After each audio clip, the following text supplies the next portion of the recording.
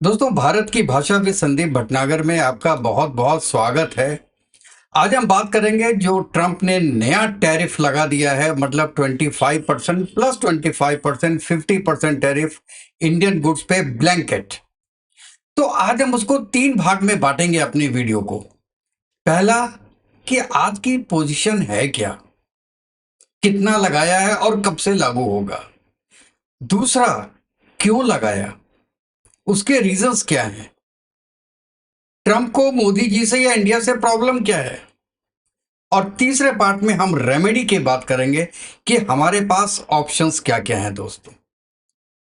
तो चलिए शुरू करते हैं। शुरू करने के पहले मैं रिक्वेस्ट करता हूं कि जिसने भी मेरे यूट्यूब चैनल को अभी तक सब्सक्राइब नहीं किया है वो प्लीज मेरे चैनल को लाइक कीजिएगा, सब्सक्राइब कीजिएगा और बेल आइकन जरूर दबा दीजिएगा दोस्तों। चलिए आगे बढ़ते हैं। पहले कि आज की सिचुएशन क्या है। ये तो आपको पता चल गया कि 25% बेस टैरिफ है और प्लस 25% एडिशनल टैरिफ लगाया है ट्रंप ने आज एक एग्जीक्यूटिव ऑर्डर के थ्रू, और जो इफेक्टिव होगा 27 अगस्त 2025 से। और अभी मैं आपको बताऊंगा कि रशिया क्या क्या सप्लाई कर रहा है यूरोप को और यूएसए को और चाइना को, मतलब परसेंटेज। पहला मैं बताता हूं, रशिया पाइपलाइन गैस परचेजेस 2025 में यूरोपियन यूनियन 37%, चाइना 29%, टर्की 27%। इसमें देखिए इंडिया नहीं है। क्रूड ऑयल 2025 में चाइना 47%, इंडिया 38%, यूरोपियन यूनियन 6%। ठीक है। और दूसरा, buyers of Russia LNG. LNG में आता है यूरोपियन यूनियन 50% भाई साहब वो ले लेता है, चाइना 20% एंड जापान 19%। अब देखिए, ना यूरोप पे कोई सैंक्शन है, ना चाइना पे कोई सैंक्शन है, ना टर्की पे कोई सैंक्शन है। सैंक्शंस लग रही हैं तो इंडिया पे। अभी तो ये केवल टैरिफ्स के फॉर्म में है, लेकिन आगे जाके अगर वॉर 8 तारीख के पहले नहीं रुकती है तो कुछ सैंक्शंस भी लग सकती हैं इंडिया के ऊपर।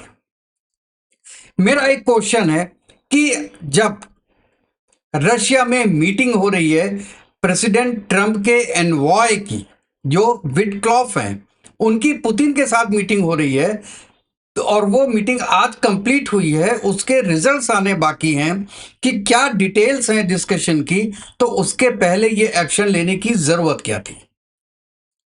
और अगर टैरिफ लगाना था तो आज के दिन से ही लगा देते, आपने 27 तारीख से क्यों लगाया। और यह भी कहा गया है कि दोनों के बीच में जो बातचीत हुई है वो बहुत अच्छी हुई है एंड बहुत डिटेल्ड बात हुई है विटकॉफ और पुतिन के बीच में। सेवरल आवर्स की बात हुई है, इसका मतलब है कुछ ऑथेंटिक बात हुई है। और आपको तो पता है इसकी पुतिन की केवल 2 रिक्वायरमेंट है, जो 4 स्टेट हैं वो हमको दे दो, और प्लस नेटो में कभी नहीं जाएगा यूक्रेन। 2 चीजें कर दें, हम next second next minute he cease fire कर देंगे। अब ये बॉल यूक्रेन और यूएसए के कोर्ट में है कि वो क्या करते हैं। आज हम इसके बारे में बात नहीं कर रहे हैं, हम अब आगे बात करते हैं। हम ये कहना चाह रहे हैं यहां पर कि इसमें देखिए एमईए ने भी अपना स्टेटमेंट दे दिया है आज। उन्होंने कहा है, The United States has in recent days targeted India's oil imports from Russia. We have already made clear our position on these issues, including the fact that our imports are based on market factors and done with the overall objective of ensuring the energy security of 14 billion people of India. Sorry, 1.4 billion people of India. It is therefore extremely unfortunate that the US should choose to impose additional tariffs on India, and actions that several other countries are also taking in their own national interest. यहां पे भाई साहब बोल दिया कि आप ना China पे लगा रहे हो ना यू पे लगा रहे हो, हमसे ज्यादा खरीद रहे हैं वो, लेकिन हम पे लगा रहे हैं। क्यों? क्योंकि शायद इसमें आपका वेस्टेड इंटरेस्ट था।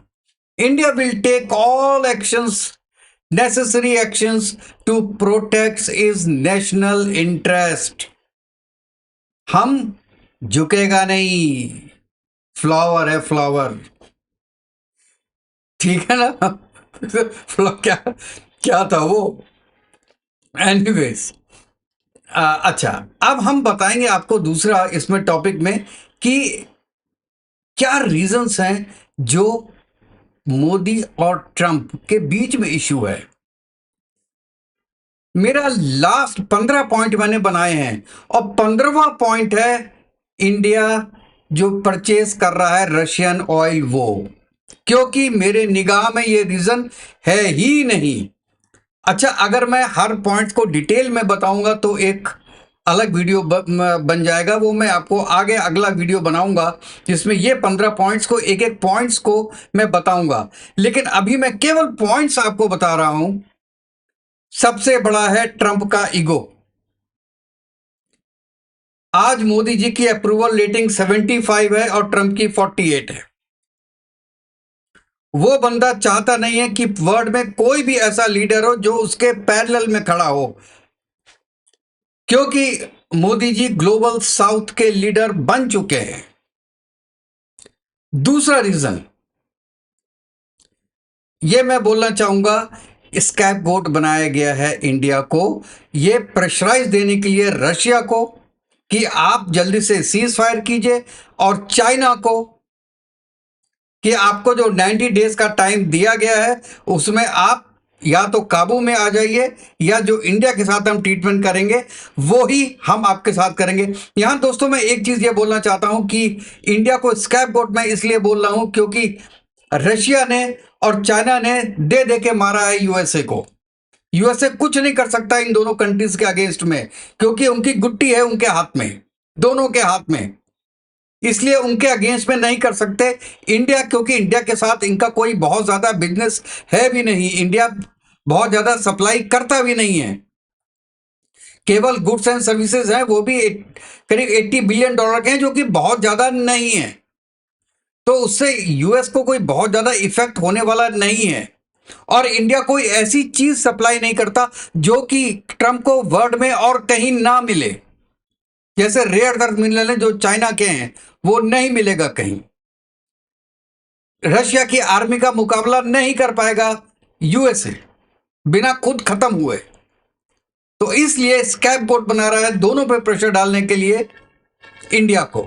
अच्छा, एक और बात, इन्होंने जो रिफ्यूज किया था उनसे मिलने के लिए G7 की समिट के बाद, आपको याद होगा कि वॉशिंगटन में नहीं मिल पाए थे, तो उन्होंने फोन किया था ट्रंप ने मोदी जी को कि देखिए आप वॉशिंगटन में आइए, आप बगल में ही हैं, आप आइए और हमसे मिलिए। और वहां पे आसिम मुनीर भी उस वक्त थे, लेकिन मोदी जी गए नहीं। देखिए हर का अपना कमिटमेंट होता है। एनीवेज, अच्छा, मोदी जी एक हिंड्रेंस बन रहे हैं उनका for getting Nobel peace award.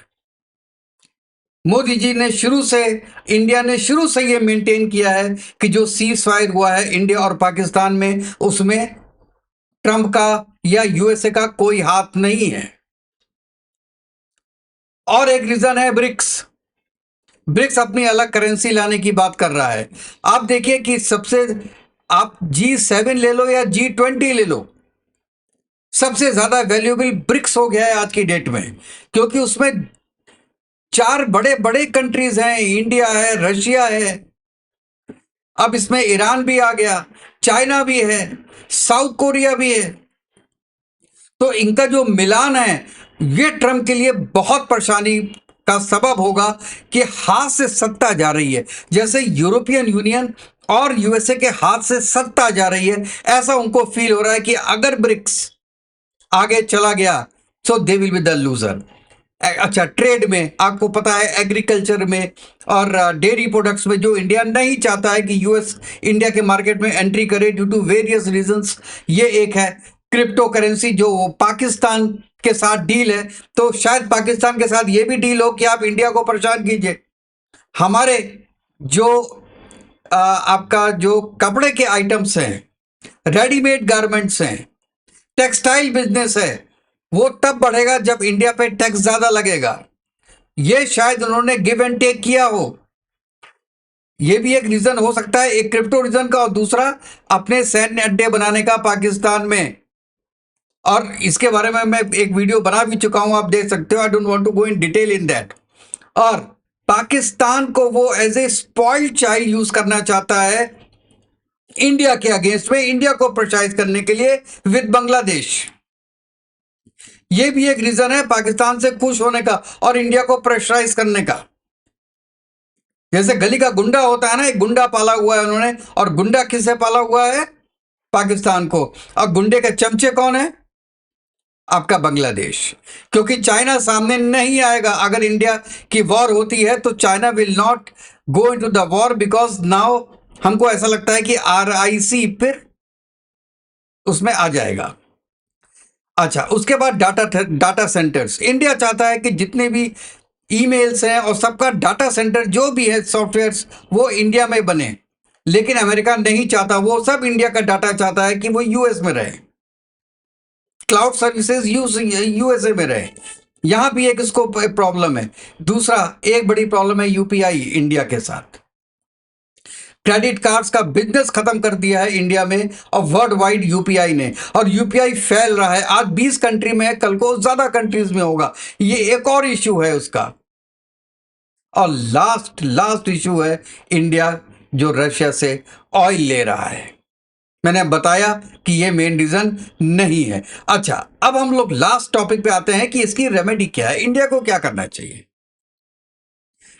देखिए, सबसे पहले यह है कि आप अपने 10 गुने एडवर्सरी से लड़ाई नहीं कर सकते, और ये लॉजिकल है भी नहीं। आपको कहीं ना कहीं समझौता करना पड़ेगा। देश हित और मान हित दोनों को ख्याल में रख के आपको कोई समझौता जरूर करना पड़ेगा। इंडिया में agree to reduce Russian purchases over a period of time. ये आपको सोचना पड़ेगा, रशिया से बात करना पड़ेगा कि भाई हमारे पर बहुत प्रेशर है, कुछ समय के लिए आप ये छोड़ दीजिए। कम से कम जो एक बहाना मिल गया है यूएसए को और ट्रंप को, यार वो बहाना तो खत्म हो। 2, 2.5, 3 साल की बात है, उसके बाद हम आपसे डबल ले लेंगे। जितना अभी कम लेंगे हम आपको वो कवर कर देंगे 3 साल के बाद। फेज्ड मैनर में हम कम करेंगे और फेज्ड मैनर में ज्यादा कर देंगे आपसे। ये आप बात कर सकते हैं, क्योंकि आप रशिया की दोस्ती बिल्कुल नहीं छोड़ सकते हैं, और वो भी अमेरिका जैसी कंट्री के लिए तो कदापि नहीं। और दूसरा जो ये 50% टैरिफ होगा, ये आपके लिए टेक्सटाइल इंडस्ट्री के लिए, फार्मा बिजनेस के लिए निगेटिव हो जाएगा। तो उसके लिए आपको क्या करना पड़ेगा, और आप कंपटीशन में कौन से आएंगे? Vietnam, Philippines, even Bangladesh, Pakistan, ऐसी कंट्रीज आ जाएंगी आपके कंपटीशन में। आपको क्या करना पड़ेगा भाई साहब? आपको अल्टरनेट मार्केट ढूंढना ही पड़ेगा। क्योंकि आज अगर बाई चांस ये टैरिफ नहीं लगता है, कम भी होता है, तो ट्रंप का क्या भरोसा है? 10 दिन के बाद लगेगा, 2 महीने के बाद लगेगा, फिर कोई दूसरा पॉइंट ले आएगा। आज ऑयल है, कल को रशिया का केस खत्म हो जाता है तो कोई दूसरा पॉइंट ले लेगा, वो ईरान का ले आएगा, वो 4 बार रिपोर्ट का ले आएगा। वो उसको तो पॉइंट चाहिए। जो मैंने 15 पॉइंट आपको ऊपर बताए, उसमें से 10 पॉइंट तो ऐसे हैं कि जिसके ऊपर वो इंडिया को परेशान कर सकता है, मोदी को परेशान कर सकता है। तो इसलिए आपको अल्टरनेट मार्केट देखना ही पड़ेगा, FTAs करने ही पड़ेंगे, जैसे आपने यूके का किया। EU के साथ आपका जो भी ट्रेड एग्रीमेंट है वो आपको फाइनलाइज करना पड़ेगा, चाहे उसके लिए आपको कुछ पॉइंट्स छोड़ने भी पड़े तो आप छोड़ दीजिए।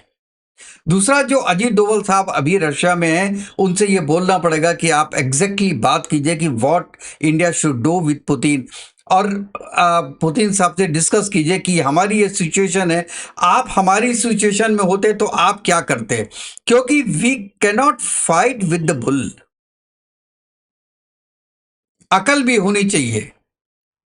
ऐसे आप नहीं ट्रेन के आगे आ जाएंगे और कि बच जाएंगे, आप नहीं बच पाओगे। देशभक्ति अपनी जगह है, मातृभक्ति अपनी जगह है, लेकिन हकीकत भी अपनी जगह होती है दोस्तों। और मेड इन इंडिया प्रोडक्ट्स को आप ऐसे प्रमोट कीजिए इस वक्त, और एक कंपल्शन बनाइए कि इंडिया के लोग केवल इंडियन प्रोडक्ट्स को यूज करें, और रेसिप्रोकल टैरिफ्स आप लगाएंगे तब ये होगा कि आपके इंडियन प्रोडक्ट्स आपको सस्ते मिलेंगे और अमेरिकन प्रोडक्ट आपको महंगे से महंगे हो जाएगा। वो आप 50% लगा रहे हैं, आप 100% लगाइए ना, लगाइए 100%। जब बिजनेस नहीं होना है, बिजनेस आपको मिलना ही नहीं है, तो आप 0% क्यों लगाएंगे?